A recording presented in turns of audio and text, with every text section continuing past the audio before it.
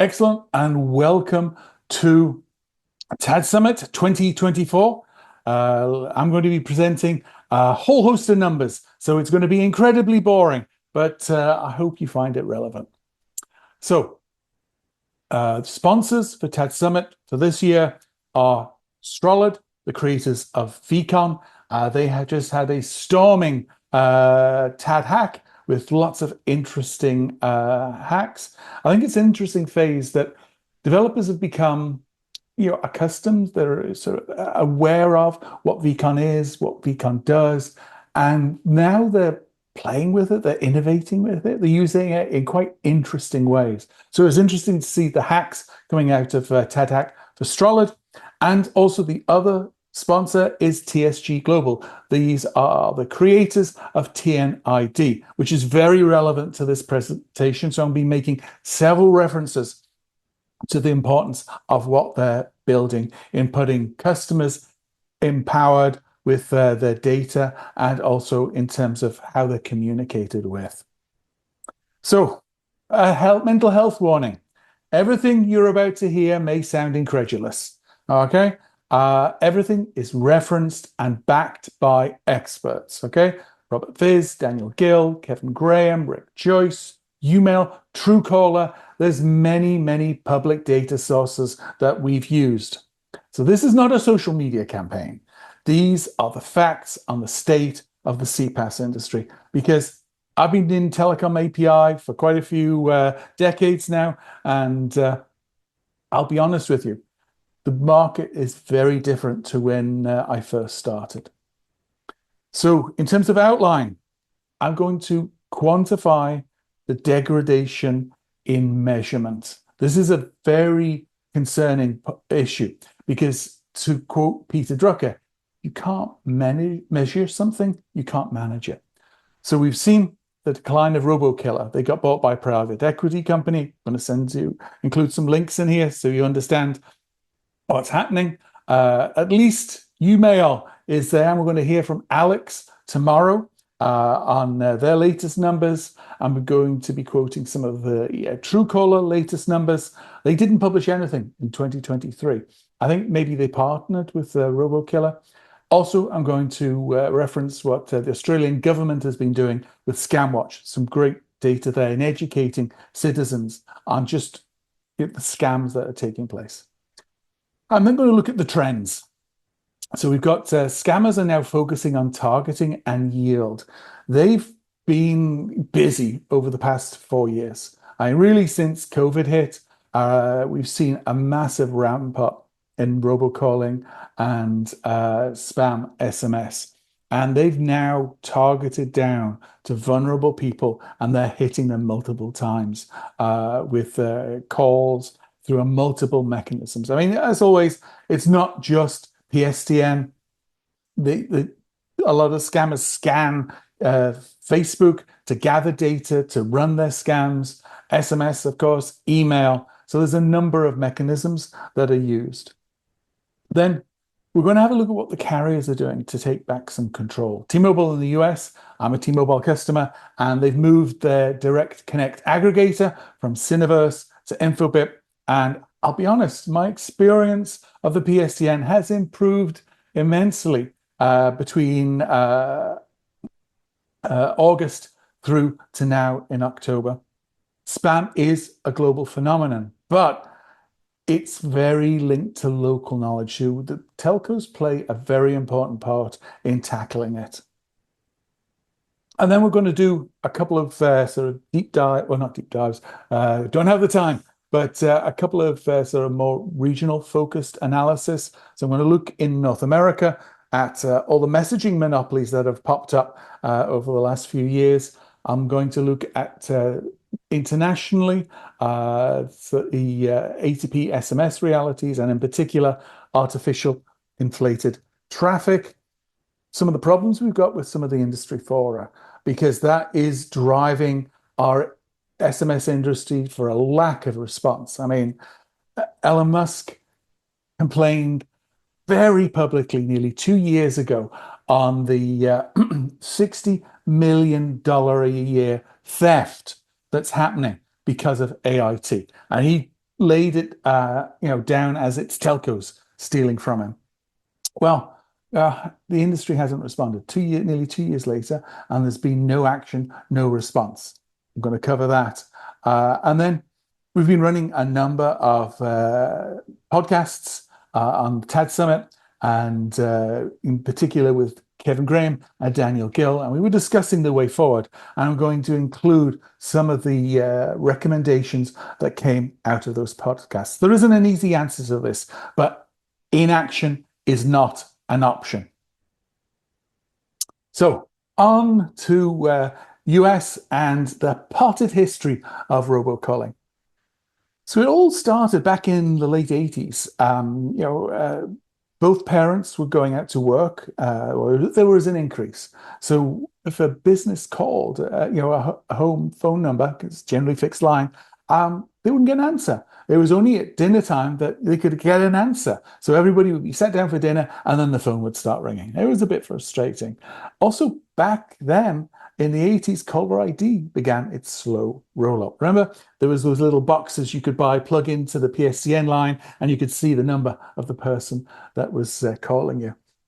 And unfortunately today, and got the links there, almost half the calls we receive are spam. Now, back to the T-Mobile US, that's changed dramatically. I would say at the start of this year, about half the calls were spam likely. Well, guess what? I don't receive them anymore. I still get the odd one or two, but most of the calls that come through are from people that actually want to talk to me and are on my address list as well.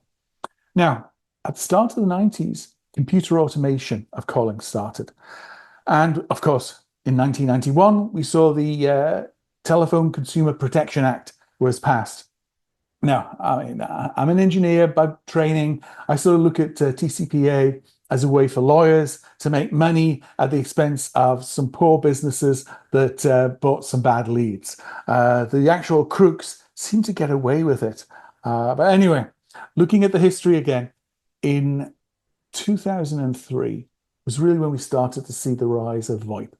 And that led to the loss of Know Your Customer. Because before then, there was a wire to a home or to a business. And you had proof absolute, because you had to prove you were at the address, you were paying the bills, you had to prove your identity and that link to that address. So you had good Know Your Customer. But once VoIP started to increase, it was just let go. And that sort of, was one of the things that led to this terrible situation we have today. Also in 2003, there was the Do Not Call Registry. I signed up and saw absolutely no impact on all the robocalls I was receiving. It just got lost in lawsuits. By about 2005, spoofing and VoIP accelerated robocalling. And we also began to lose trust in caller ID. So granted, back in the 80s, it began, but by the time we got to the mid-noughties, we were at a point where we weren't sure. And even today, we're not sure. 2017 was when Shaken was finally launched, but it was only implemented on VoIP gateways, not on PSTN gateways, because it's too expensive, allegedly. So as a result, one of the gates was left open, so all the spammers went in through there. And then 2021 is where we saw the caller ID authentication framework, and that in part is one of the reasons why we see all the spam likely notifications. But businesses have been seriously impacted. Again, I'm going to provide some quantification.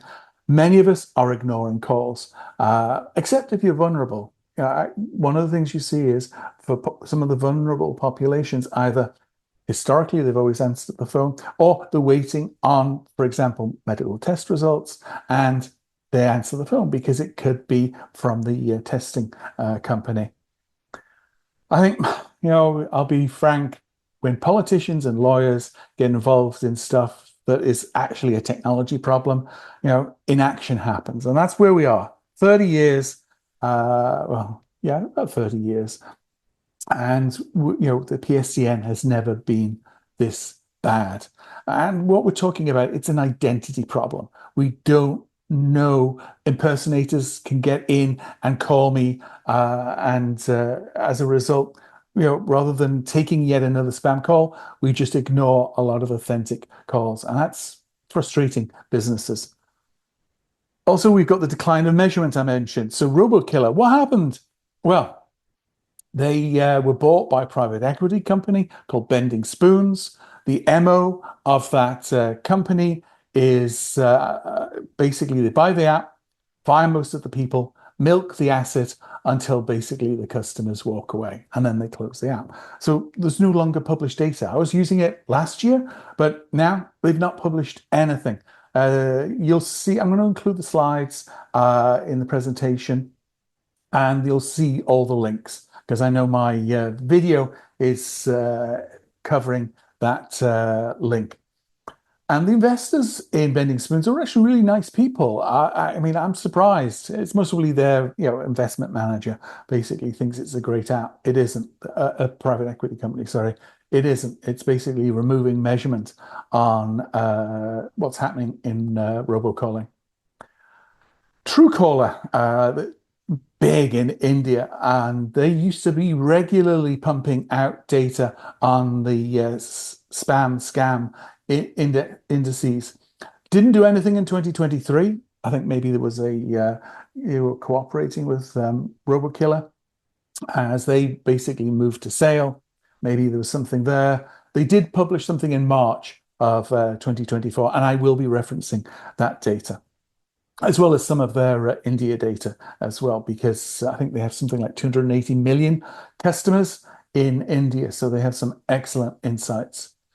There's Youil. Yay, they're still independent. Though I think they may be for sale soon, or maybe somebody will want to buy them because they are playing a critical role.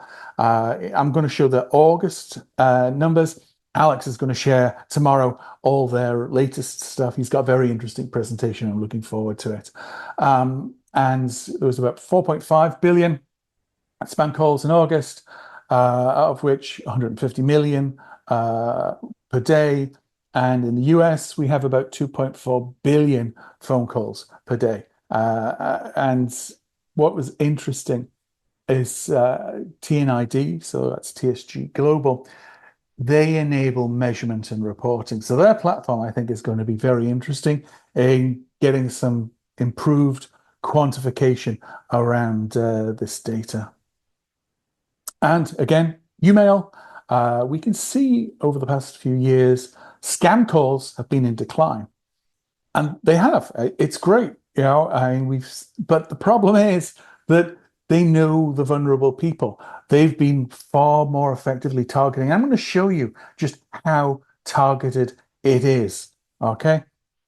And the PSTN enables crooks to reach into vulnerable people's wallets and purses. Once you get that voice connection, it's very powerful. And I'll share with you some of the ridiculous stories that people get told who then get robbed by fraudsters. Again, TNID enables families to protect their relatives. So again, you can create groups, and groups can protect each member. So yes, there's a decline, but unfortunately, the losses through all these fraudsters is increasing every year. Looking at Truecaller data, and this is from 2024, it's March, they released it.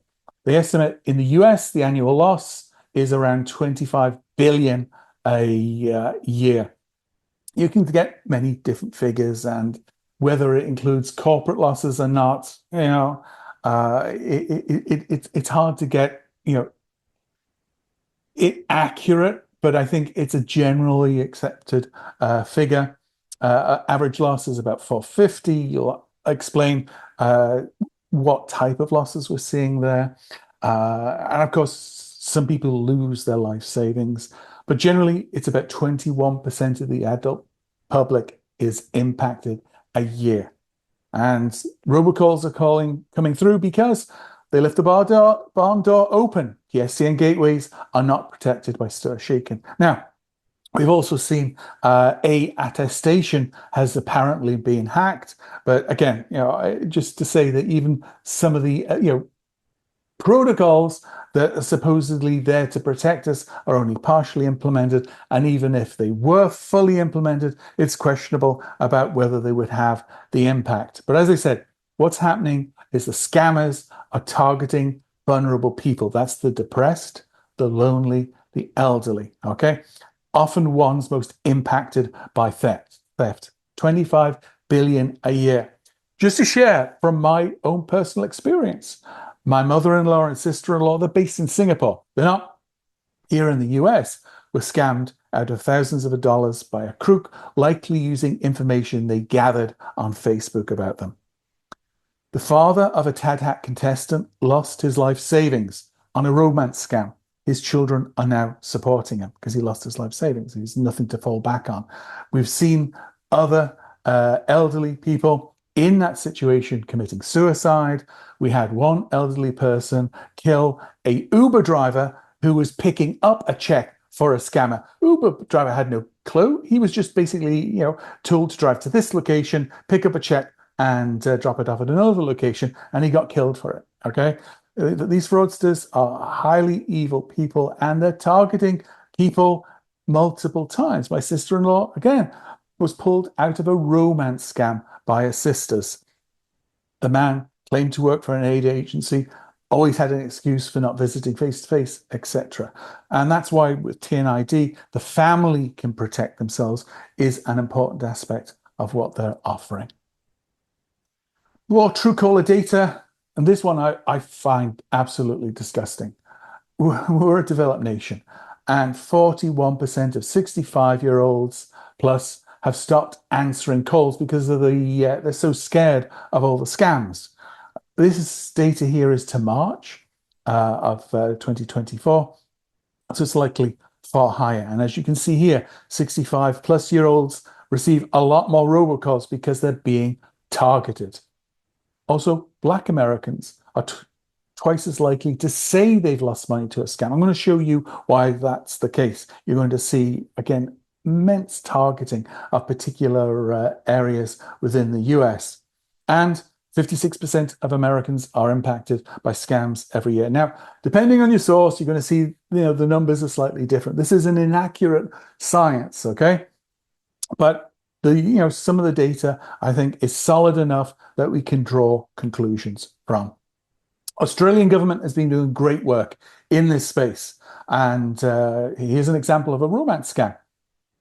That person lost $20,000 Australian. Scammer was allegedly in Afghanistan with the US military. I think 20 years ago, it would be a Nigerian prince, perhaps. And the iTunes gift cards were sent. Then they were supposed to meet, they've been sort of chatting, in contact for about 18 months. So, of course, they were finally getting to meet face to face. And then the person was called on a special mission. And then, while on the special mission, ended up in prison and asked for $8,000 in bail. Total loss from that was $20,000. Yes, it looks incredulous, but they're targeting the vulnerable, okay? The lonely, the depressed, the elderly, okay? Here's a business one. And again, business reporting from these scams is patchy. Loss here was $190,000. So the scammers hacked into a supplier's email, advised of a bank, changing bank details, and then invoiced. And of course, because they'd hacked the email system, it had all the previous emails. So it looked absolutely legit. And the business received the invoice, assumed it was real, and paid it. According to Juniper Research, losses globally for 2023 are around 38 billion. Losses are projected to be 91 billion. And some sources have seen project that as conservative. It's accelerating the scams that are happening. They're targeted, and now they're really, pulling cash out of people. And of course, it's using account takeovers, identity theft, phishing. You can imagine this being an easy phishing scam and email compromise. So that hopefully gives you a feel for the size of the losses, the methods that are being used. And remember, for us, we're full-time employed. We're not depressed. We're not, that old. we're in a different situation. Okay, we're not targets. And partially the reason we're not targets is we don't answer the phone unless it's somebody on our contact list. Here is to help you understand the targeting. So Atlanta, okay, it's about 6% of the population of New York City, yet receives 155 million robocalls in the month of August, okay? Let's jump down to New York. They received 20% less, 120,000 robocalls.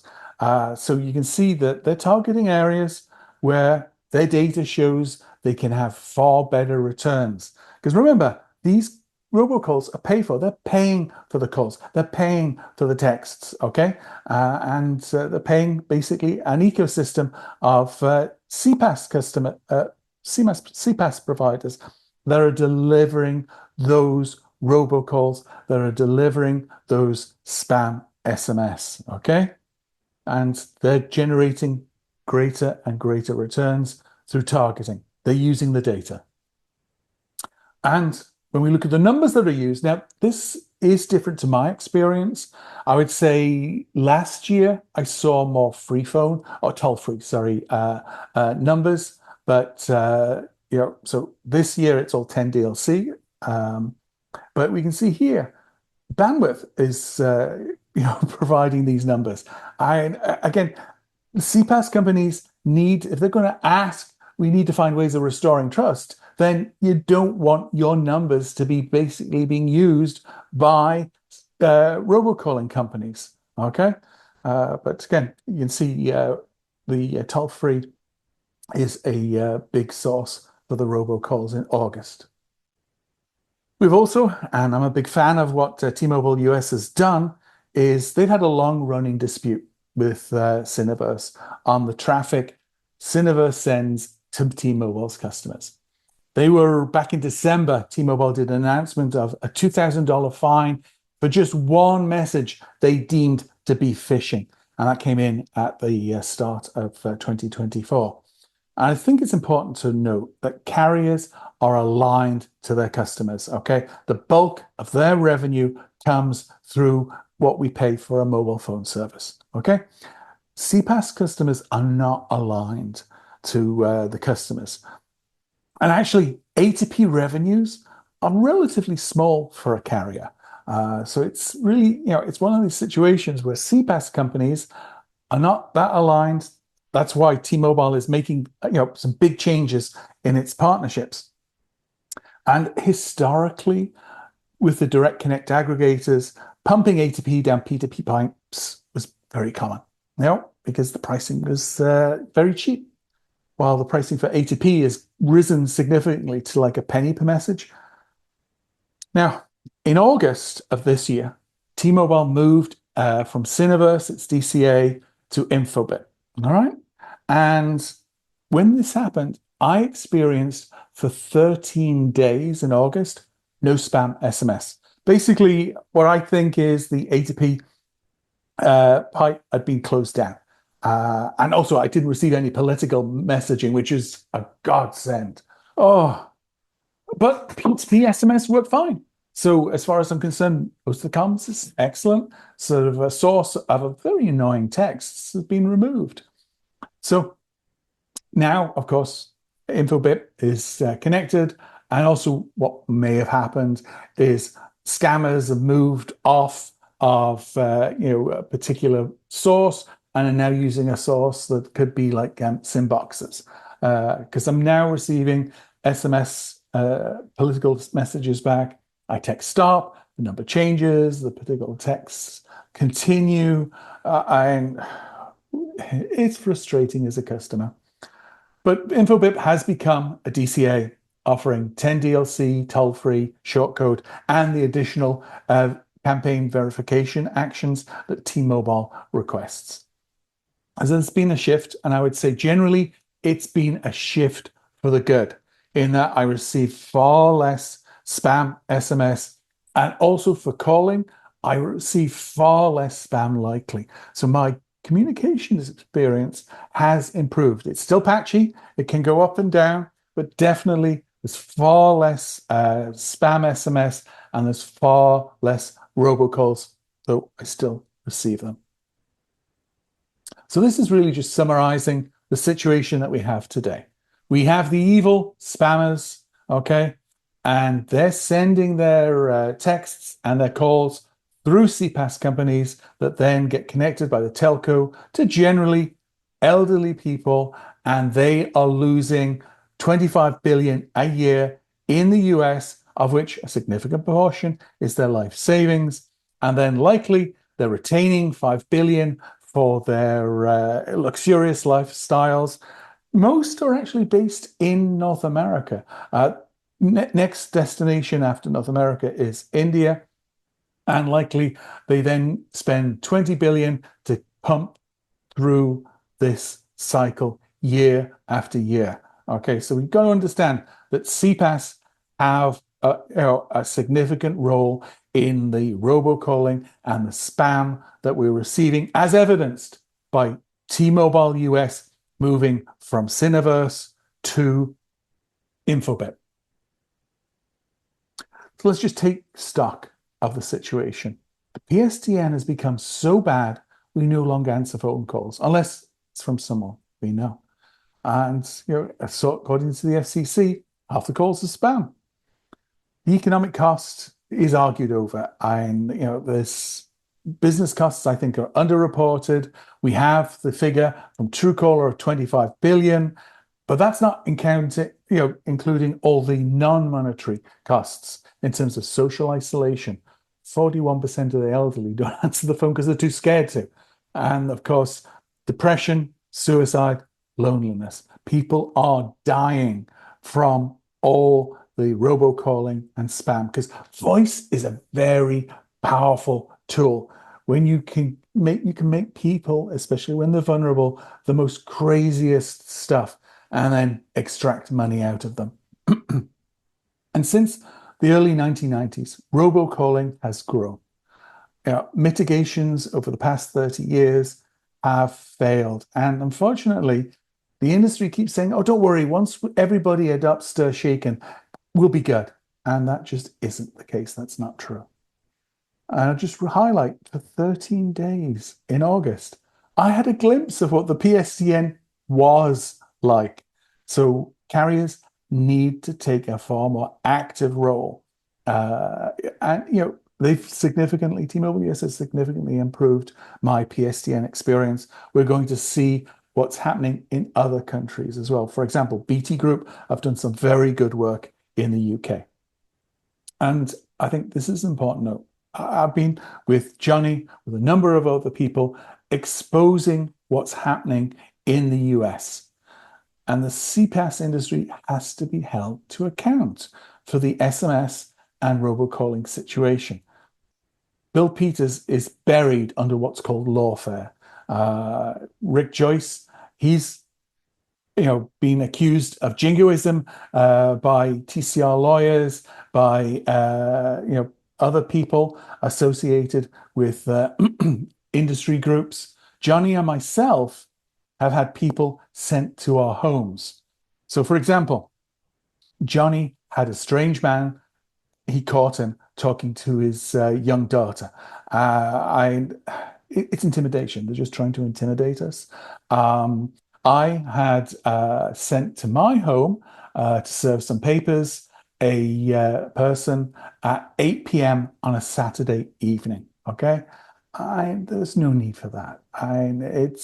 And Judge Colleen McMahon, when she was reviewing the case, referred to what was happening to us as lawless litigation. Okay, so the judges, and you can read the Calliera case, the judges are being they're very angry at what's happening with the lawyers that TCR, Tata Communications, and Calliera, it's all the same, basically, organization, are using.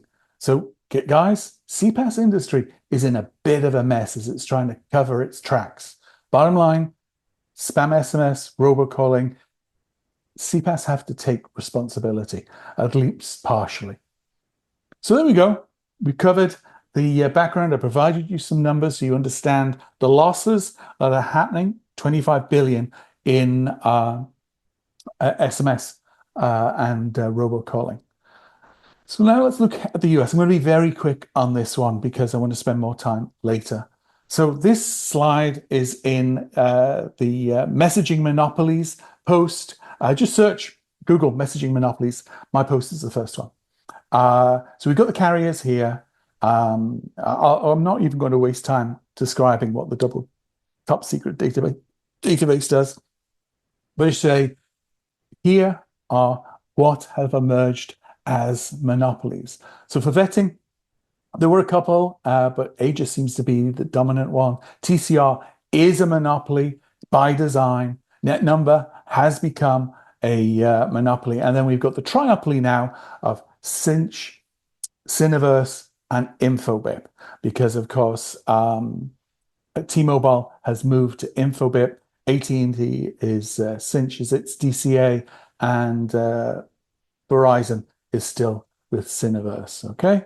And NetNumber stores the number that has the particular approved campaign, and TCR approves the campaigns and uses Aegis for vetting of the brands. So it's quite complex, lots of moving parts, and yep, basically this company here has been sending people to my home at 8 p.m. on a Saturday evening.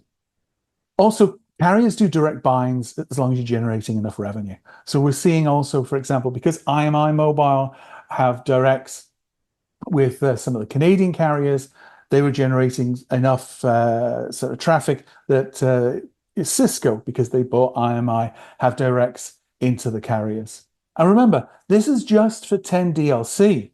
We have toll-free, which, as you saw, is generating a lot of, well, that's robocalls, but it's toll-free. There's short code with iConnective. I learned this year there's something called unsanctioned 10DLC. So this is 10DLC without TCR approval. I don't know how you get that, but clearly there is some way of getting it. Supposedly it's going to end by the end of this year. I'm not so sure, given how the industry has behaved so far. I think for T-Mo and for Infobip, it will hopefully stop.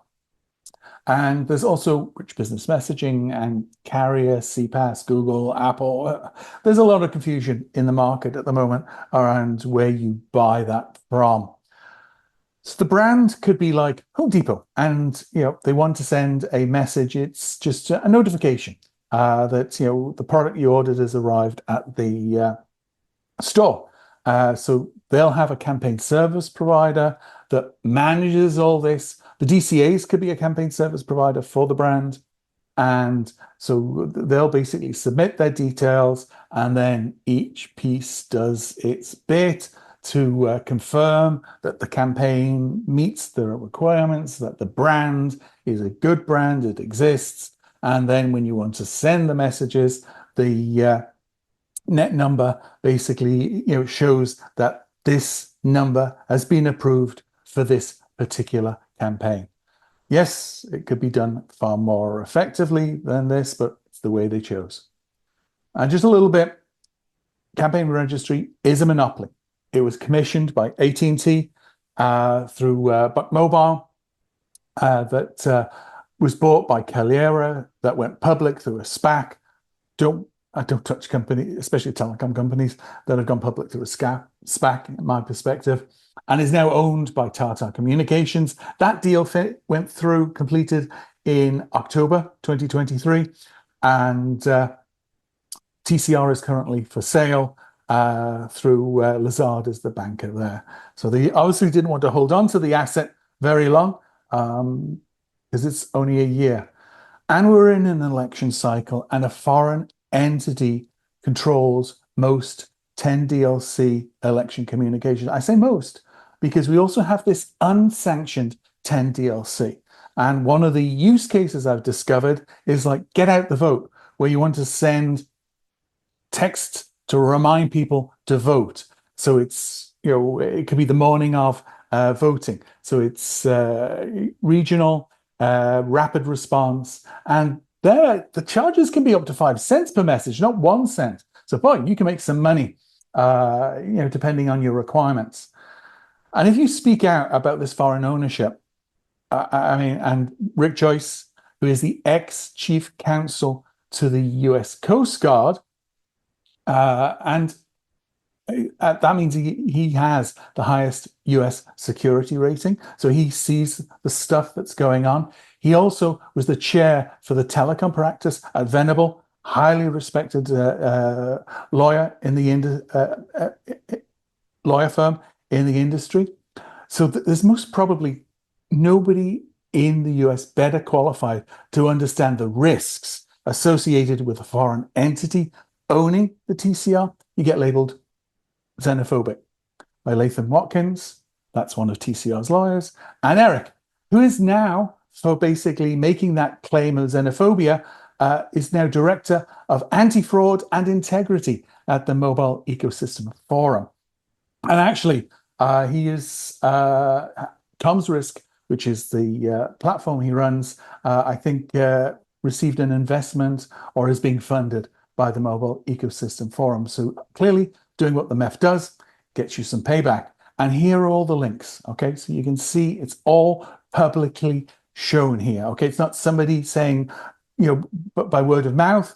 This is all the links so you can see what happens. And Rick's a good guy, okay? He is a Boy Scout like Bill Peters. Bill Peters is the father of SMS in the US, okay? There's industrial level shenanigans taking place against individuals trying to do the right thing for their country and citizens, okay? As I said, I've had people sent to my home at 8 p.m. on a Saturday, disturbing my family to serve papers, and that was paid for by Tata Communications, Caliera, TCR. Johnny had basically a stranger that turned up at his door, and he discovered him talking to his young daughter. This is intimidation. And lawyers are describing what is happening as lawless litigation. Sorry, judges. It's a judge described it as lawless litigation. There's something off with the CPaaS industry. And it is because the focus is on revenue, not the customer. CPaaS industries, unlike telcos, are not focused on all those telco customers. And yet they're the ones that are serving robocalling and spam SMS. Now looking internationally, because that's an American thing, and the American market is different to international. And now I did a post, again, I'll have the slides so you can get links to all the, see the links, because again, it's been covered here. But it's a long post that covers the whole history and all the weird and odd stuff that happened with like premium content over SMS. But I'm just going to focus when SIM farms appeared, and they generally use domestic prepaid cards, and you could get them from local supermarkets. Now, telcos noticed this revenue leakage, because you'd have these numbers that were just sending out SMS, never calling, never moving, and they saw it as revenue leakage. So they then reduced that by requiring official identity to be presented. When I was getting a prepaid card when I was in France last year, I provided my passport and I got the prepaid card because I was using it for roaming data.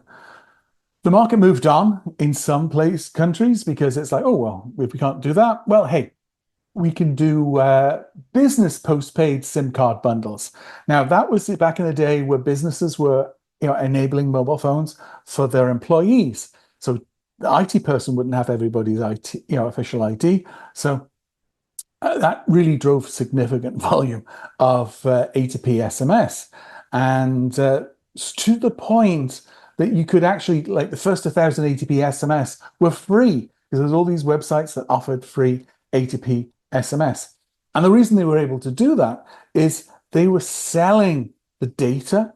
So all those A2P SMS, they were basically sending messages to all these phone numbers, and they could sell that data. They could sell the fact that phone number is active and is receiving this particular type of data to data brokers.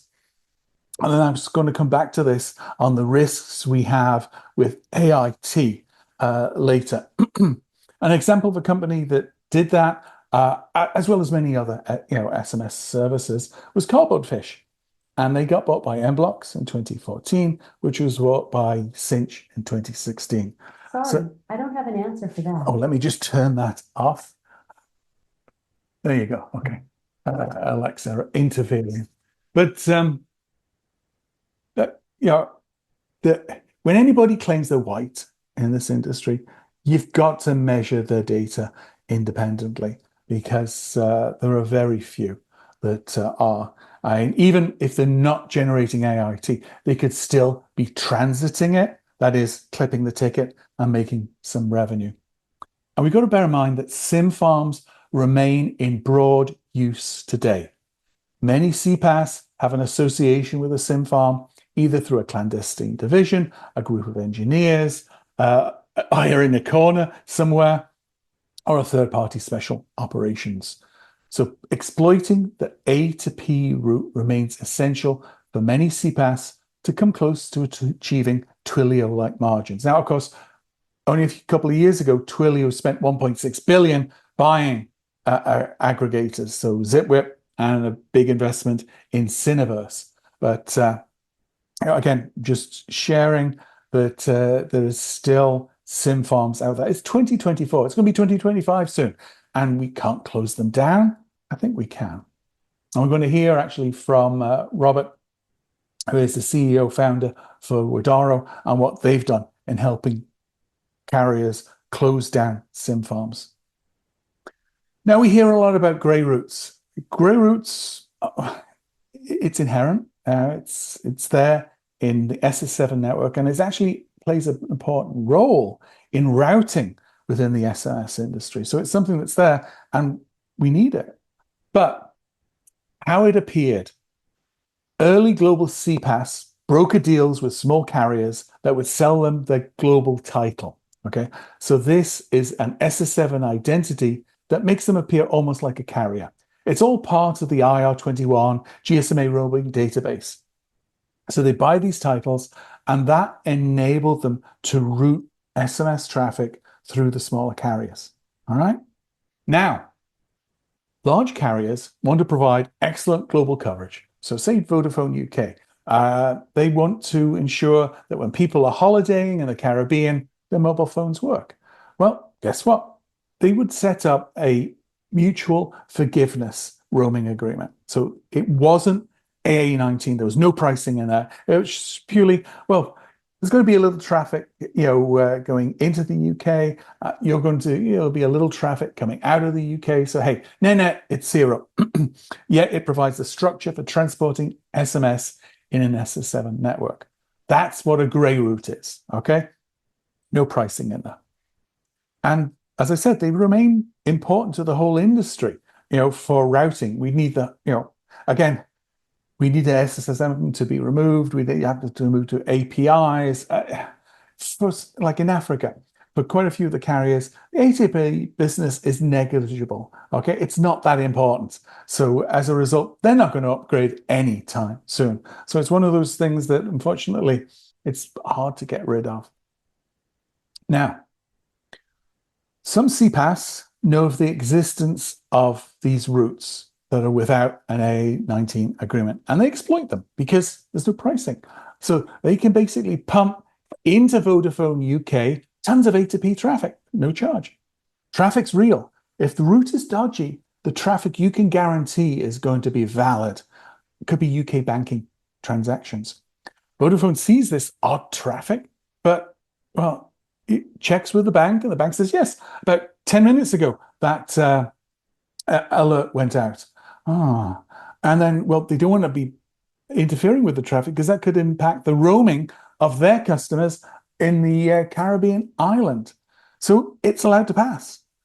And what the CPaaS people know is that, as long as we keep the leakage, the apparent leakage, under, say, 300,000 a month, they're not going to do anything. They'll just ignore it. So it's one of these where they know the games, and if it carrier does start basically, messing around, well, we'll just move it onto a Symbox route for the time being, or one of the other many mechanisms that exist. Now, peak use of these grey routes was for Western Europe, 2007 and 8. It's still in use today, as I mentioned about in Africa, but it has been in general decline as more and more AA19 agreements were put in place. So it's there, it still exists, but it's not the dominant route. And today we have SIM farms 2.0. We have AIT, I'll explain what that is. We have firewalls, exclusivity, and beyond. So SIM farms 2.0, they're just international SIM farms. It's thousands of UK SIMs used in Belgium for traffic into France with spoofing to look like it's German traffic. Numbers are spoofed, content appears valid, and what's happened is carriers just cede control to the experts. So CPaaS present themselves as the experts with a story of the threats and risks the carrier is exposing themselves and their customers to, implement firewalls, exclusivities. It's a protection racket. And now they're getting themselves into a position of having CDR access so they can engineer the traffic as they see fit. Now, AIT in the beginning was simply customer theft. They'd create fake accounts and they'd simply drive international A2P traffic. So when Elon Musk was basically ranting about $60 million theft from telcos, that's what was happening. It was AIT, simply getting lots of OTPs, SMS OTPs sent over a weekend. They tend to operate more over a weekend, so there's nobody in the office monitoring and can react, so that they can earn, hundreds of thousands in just a quick drive. And when you think about the number of routes and the number of days in a year, you then start to realize that this is billions.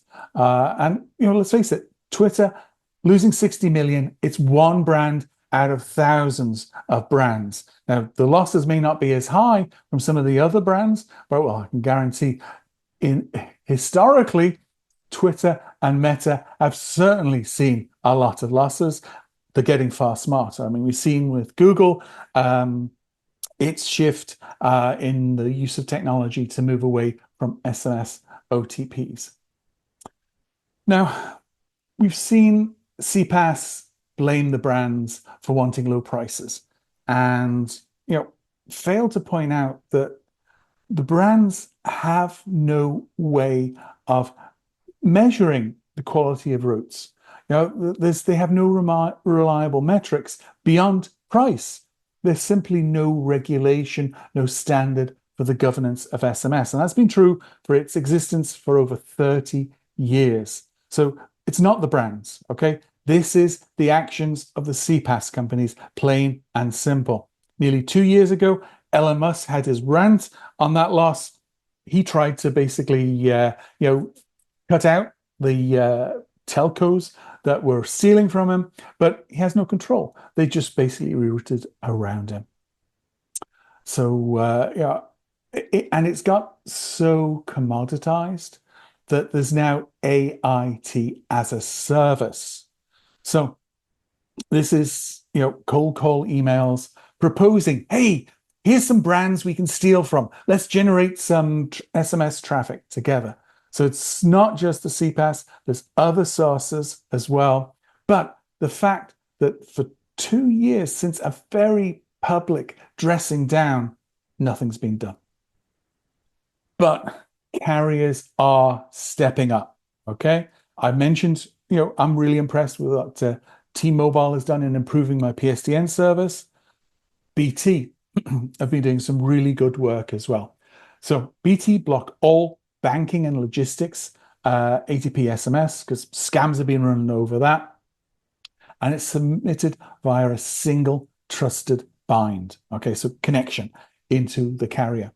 Now, this type of approach takes time, a dedicated team of experts, and local focus. Okay, so you know the scams, you know some of the tricks that are used, and law enforcement actions are taken. Carriers, like back in the Premium S day, they discover this a scam was taking place.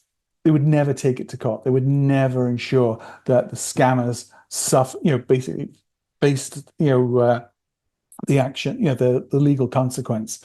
Now they do. And it's great that they're basically stopping that because it's bad for their customers. Okay. They have a custom made firewall, so there's no back doors. Okay. There are certain vendors that offer services that have back doors in there. There's SMS partners who comply to the code of conduct. And the big thing is that consequences if you're spamming my customer. So that is liquidated damages clauses. This is a big one. Actions have to have consequences. They pick the right partners.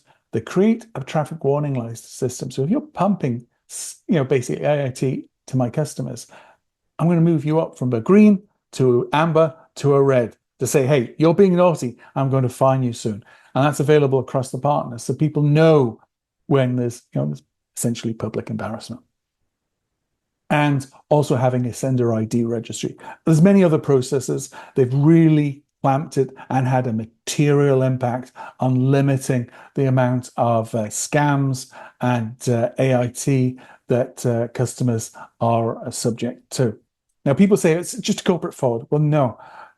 AIT can be used in a number of ways to expose OTP, real OTP data, so that you can then be exposed to fraud.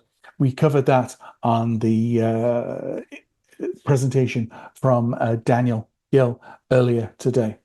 So carriers are finally acting, and this isn't a quote from T-Mobile, but we are seeing carriers' actions have consequences, and especially when you're spamming my customers. So it's great to see.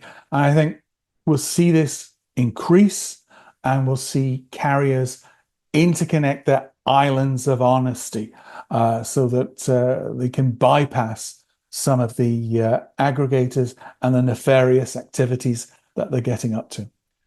And it's a whack-a-mole game, okay? There are many other mitigations. We're going to hear from Ivan tomorrow on A2P revenue assurance. So the work that they're doing in helping brands, in helping telcos deal with the thefts, the dodgy behaviors over SMS. Orgnet's there. We heard today, governance and certification should be there. It's a 30-year-old technology, and because of this lack of governance and certification, we're in a terrible state that we are. Now, one of the things that has been suggested is publishing and harmonizing SMS rates to stop all the pricing games, because you'll see a price offered from a particular aggregator that's lower than is the price that the telco sells it for. How's that possible? Well, it's the AIT games. Now, problem is because SMS volumes have fallen off so precipitously, because guess what? The brands are fed up of being stolen from, all right? As the price increases, the incentive rises for fraudsters and also the customers that get driven to alternative channels. So there is a rebalancing here, but from the enterprises I know and work with around the world, 4 to 8 cents per SMS is okay. I mean, it depends on the country. And with annual price guarantee, please, because, getting a price and then, 3 months later, there's a price increase. Brands work on annual budgets. So just, help be customer focused. And bear in mind that there are a lot of alternatives. Email has become popular again. Passkeys, WhatsApp, flash calls, grey routes, in-app are all being used much more intensely because of AIT. We can close the SIM farms down. We'll hear tomorrow from Wodaro. And we still have that core problem of SS7.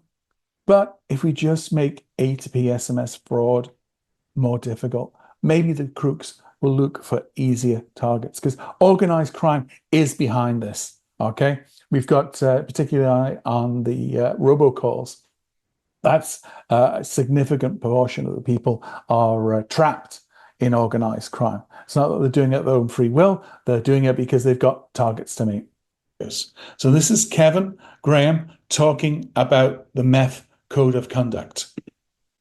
A number of years on a call and said, I can't sign this code of conduct. And I was very honest because I knew that at the time, the traffic that I was transiting, some of it was grey and some of it would have contravened the rules that were in that. Now, that was an inevitability and something that I was more than happy to explain to a consortium of people on the call because it's part of the ecosystem of grey traffic. So I didn't agree with the terminology in there. I understood the reasons for it, but I said, I'm sorry, but there's a lot of people on here who signed up to this who are already contravening this, and I'm not prepared to do that. So there's a number of people out there in the industry and organisations who aren't part of that. So there you go, from Kevin Graham, a leader in our industry that didn't sign the MEF Code of Conduct because he was transiting AIT, and he knew people who had signed up. So that code of conduct means nothing, okay? And then this is a very important one in terms of the real threat that comes from AIT. Instigators of AIT are now receiving, amongst the traffic, there's authentic SMS traffic, and they're selling that content in real time via APIs, go to certain dark corners of the web, and I can buy real-time, one-time passwords from a large number of apps. Well, the power of that is if, as a fraudster, if I got that one-time password at the same time, I would wait 30 seconds and then call that person up. I've got your phone number and I've got your content. And I would say, hey, I'm from Deliveroo. My name's Dan. We see you're trying to activate your app at the moment. For verification purposes, the one-time password we've just sent you is 5678. We think you've done a typo on your credit card because your payment is in this hung status. That is where I believe the real threat of AIT is. So that helps you understand just how significant the threat is. They'll sell that OTP phone number for maybe €3, and then you could lose. Quite often, the average loss can be thousands of euros, and people are making significant cash through doing this, okay? And there's a whole host of GDPR issues, and the fines there are even greater. So that's just just for the sake of time, I'm going to move on. So hopefully that helped you understand that codes of conduct mean nothing, and AIT isn't just enterprise theft, it's customer theft. And that threat is rising because of the dark web and the real-time APIs that are exposing that data. So moving on, it's not just, CPaaS. The industry fora have their issues as well. Now, GSM, it's just typical monopoly arrogance, okay?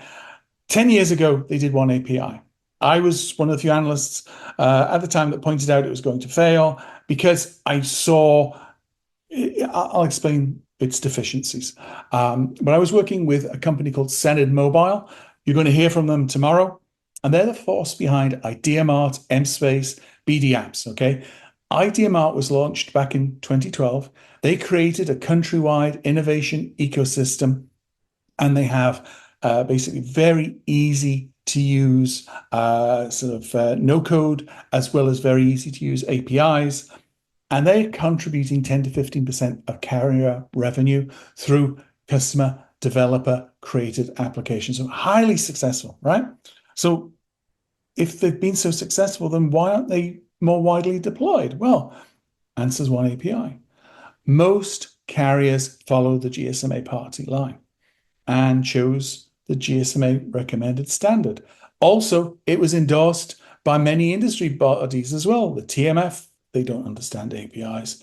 Many brand name consultants endorsed without the relevant expertise. So all these advice bodies failed the industry from taking advantage of maybe 10 to 15% improvement in revenues. I introduced Sened to many carriers around the world. One example is a large African country that has similar stats to Sri Lanka, because you could argue this isn't going to work in developed nation. Well, here's one that it was going to work. You know, the country has a vibrant developer ecosystem. We've run TAD hacks there. Politics blocked Sened because they were not one API. Carriers were going to follow the standard because that's what the GSMA recommends. GSMA isn't strong on web-related stuff. They should have ceded, basically to W3C, decades ago. But anyway, one API failed because it's not easy. No code was there in 2012, and that's the most popular interface that's used. It enables a small business owner to make some very easy apps for customer communication. They didn't have an easy API. They had a standard API. A standard API is an oxymoron, okay? Easy is what wins. I've been running TADhack for well over a decade. I can't emphasize enough, easy is what wins. Security was built in the TMobile solution. So when they saw fraudulent activity, they didn't wait weeks, months, years. They would act in hours. They'd see the reports and they would act in locking down that threat. So again, it's rapid response because, innovation, the fraudsters will be there looking at our innovation going, cool, oh, we can do this because they've not blocked off this particular feature. When BT was exposing its comms APIs, well over a decade ago now, people were calling basically, expensive numbers, and BT was racking up massive bills from all these services. And it needs adequate support. When I look at what TMobile has done in Sri Lanka, in Bangladesh, they've engaged universities, they've engaged, industry organizations, they've engaged developer groups. They've really enabled the country to adopt and use, and have created a platform that they're now in a strong position to add in a whole range of insights. It's a natural platform to add in all these LLMs, these agents. So tomorrow we have Dinesh, CEO of TMobile, and he's going to be sharing that. So it's great. It's going to be a great session. Now, MEF has its issues, I've already mentioned. There was a hit job on Rick Joyce by Eric, who, Comms Risk is now funded by the MEF. He got a directorship role for integrity and anti-fraud. Eric accused Rick Joyce of xenophobic dog whistle. Latham Watkins used almost the same script when they criticized Rick Joyce's FCC filing. Now, Pooja, she's part of the law firm that Eric Troutman is. Eric was reviewing the silly Latham Watkins FCC filing. When that happened, well, we can't have basically anybody from that firm presenting at a MEF event. So she basically found out she'd been kicked off a panel. Now, a strong woman, she had a protest in front of the MEF. She got kicked off a panel. She wasn't too busy. Here is basically all the facts, all the public information. It's all presented there. And Dario Betty lied about why she wasn't there. Okay, she got kicked off a panel because Eric Troutman was talking about the silly Latham Watkins FCC filing. They are a TCR lawyer. Okay, there's shenanigans going on here. Okay. We have the mess of AIT. That's the reason brands are walking away. There's not the winds in the wrong direction at the moment. Brands don't want to be robbed, and there are alternatives. And as Kevin Graham said, most MEF members should not, in good conscience, sign their code of conduct. Plain and simple. Okay. Now, Robert Viz, again, a leader in our industry. Here is what he's saying about MEF. This is my point. So we've never been a member of all these bullshit organizations, and you have this whole time. we had this whole time period when like they forced carriers that if you wanted to send across a brand, like it was crazy. You would, in order, there was like, so like we were asked to be founding member of BEF, we denied. And like, and nobody could ever explain to me what their sole purpose was: combat fraud. I was like, yeah, but the fraudsters are on your board. So like, that's kind of crazy. So we never participated, but there was this time, and it worked out, because I don't know if there's still relevance, but like at the time, 5 years ago, this was wild. You had like, you could not get a carrier connection without being a member of MEF. And like, we had to fight hard in order to basically be like, hey, hold on, I'm a member of GSM. I didn't know this. This is pretty bad. Look, that's what they did. That's what the guys at Cinch did. The guys at Cinch are smart. Again, a leader in our industry who is innovating, it's doing really good stuff in the CPaaS space. Again, we've had him on the podcast several times. You can see there's a lot more that he points to that's happening in the CPaaS industry. And Robert Gersman, Chief Evangelist for Cinch, a CPaaS company, is also chairman of the MEF, told its members to ignore my work with the accusation that it's a social media campaign. Well, that's insulting. Everything, I keep referencing public documents. All my analysis is there. It's public domain, okay? And it's just sharing with you the reality. We've got a number of experts: Daniel Gill, Kevin Graham, Rick Joyce, Robert Viz. The list goes on. We're sharing the truth, okay? This isn't some social media campaign. And it's not just the big guys, okay? It's the little guys as well. There's a lot of dysfunctionality in the CPaaS market. I share here a Skype conversation I had with Lewis. Lewis is, he's been a supporter of TADSummit for years. And he had to take the founder of the CPaaS Acceleration Alliance, Rob Curver, to court, because they did an event, and you can see here, Hotspot invested $8K in cash, and Happy Days invested $20K to secure location, ad expenses, and they invested nothing on day one, and they didn't get any money back.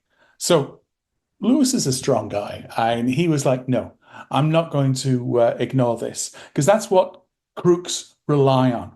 They know they're just going to lie and lie and lie, and people will get tired, and it's just too much hassle to go take the court route. So 99 times out of 100, people won't take them to court. Well, Lewis did, and he won. It was a Dutch court, and the judge decided in his favor. And this just covers that. And this is a guy that's running a CPaaS-focused event. If you're a serial crook, you're a serial liar. And he's serial because he also cheated the Cloud Communications Alliance, taking expenses from both the Cloud Communications Alliance and their members. The list goes on. So anyway, just to show that it's a mess and it needs to stop asking, we need to find a way to improve trust. The thing that you need in the CPaaS industry is you need to improve honesty, okay? And that's what we're going to focus on in my concluding comments. So again, the reason we're seeing all this dysfunctionality is because it's all about the revenue, not the customer, all right?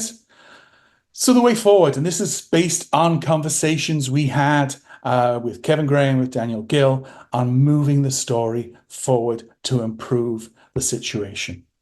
So as I mentioned several times now, Ellen publicly shamed the industry, and nothing was done. Codes of conduct do not work, okay? It's about responsibilities rather than accountabilities, okay? Saying don't discuss AIT doesn't do anything. It needs to be audits, fines, repercussions, and what BT has done, I think, is excellent work. But it's a portfolio approach. It's not just what BT's done.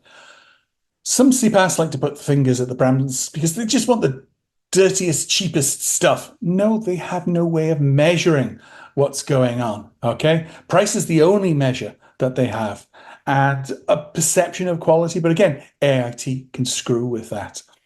Enterprises are simply not able to protect themselves because there's no governance in SMS. Now, the elephants in this room are Google and Meta. Now, they have to be included. They're 50% of the international A2P SMS, and they've been doing some very good work in this space in protecting themselves. WhatsApp's strategy, of course, is copying WeChat and Line and just building success country by country by country. When I travel in Central Latin America, I'm using WhatsApp all the time. It's great apps, the way I can connect with different tour operators. It's powerful. Google, it's got RCS. It's a longer run because enterprise adoption is going to take time across business messaging, customer communications, new age CRM like Bird, CPaaS, and CX. So that's going to take more time to play out. But they need to be part of any industry level work done to sort out the mess that is CPaaS. We covered BT. It's good, but it takes time. And the risk is the GSMA gets involved. Given their track record on web-related topics, one API, camera, to be honest, it's best avoided. But sending spam to a carrier's customer is a breach of contract. And we saw T-Mobile US move away from Syniverse to Infobit. Actions have consequences. Now, telcos' commercial deals for SMS firewalls usually end up with the highest bidder. And they're able to bid the highest because they're going to be pumping AIT into the deal. So often, telcos' commercial decisions are not often in the best interests of their operations, okay? So MNO, if it does decide to use an independent firewall vendor, I don't recommend it, then appoint at least 2 preferred partners and mandate that they all work together to identify and eliminate fraud and abide by enforced code of conduct like BT's. All right? Collaboration is key. A firewall is not install and forget, okay? You need to do a lot more than that to protect your customers. And as I say, it's a portfolio approach. Implementing A2P revenue assurance. We're going to hear from Ivan tomorrow. Finally implement AugNet. It's been there. It should have just been deployed years ago. On the publishing and harmonizing SMS rates to stop the pricing shenanigans, it has to be done carefully because just raising unit prices just encourages fraudsters and moves customers' brands off to other channels. So, pricing needs to be reasonable, country dependent, annual pricing guarantees, because the alternatives, email, passkey, WhatsApp, flash calls, grey routes, in-app, etc., they're there. Yes, it's not as good as being able to use just straightforward A2P SMS, but we're in such a situation that that's what a lot of brands are looking at. And finally, closing, SIM farms using Worduro, and we'll hear from Robert tomorrow. And really, I leave this as a question. Should T-Mobile US, BT, Google, Meta get in a room and sort the industry out? I remember when I was working on the Full Service Access Network initiative as a BT representative. It was a small group of telcos and vendors that got together and created what is the fiber to the home standard that we use now. Get a small group, get it focused, get the results out fast, and you can make a difference. So I would just like again to express my thanks to Strolid and TSG Global for sponsoring TADHack and TADSummit this year. It's unfortunate that we don't get more sponsors as we are a beacon for truth, but unfortunately the industry doesn't seem to care much for truth at the moment. If you do, then please get in touch and support what we're trying to do here. And as I said earlier, inaction is not an option. What's happening at the moment is we're all going to hell in a handbasket, okay? SMS is in decline because customers are being basically robbed. It's as plain, as simple as that. Twitter, 60 million. Guys, that's gross. That shouldn't be the case. 41% of 65 plus year olds are afraid to answer the phone because of robocalling and the scams that are on there. US is losing 25 billion a year through all the scams that are coming in. Voice is immensely powerful. You can get somebody, a fraudster, talking to a vulnerable person, thousands of dollars, far greater. Even the life savings can be stolen. And people have died because of that. So we need to do far better in protecting elderly, the vulnerable, and make, I don't want to use the phrase, but we should make the PSTN better again. Again, thank you for listening. And I hope this shows that we have routes forward, but it requires telcos take a far greater role in creating islands of honesty and then interconnecting the islands of honesty. Thank you. Bye-bye.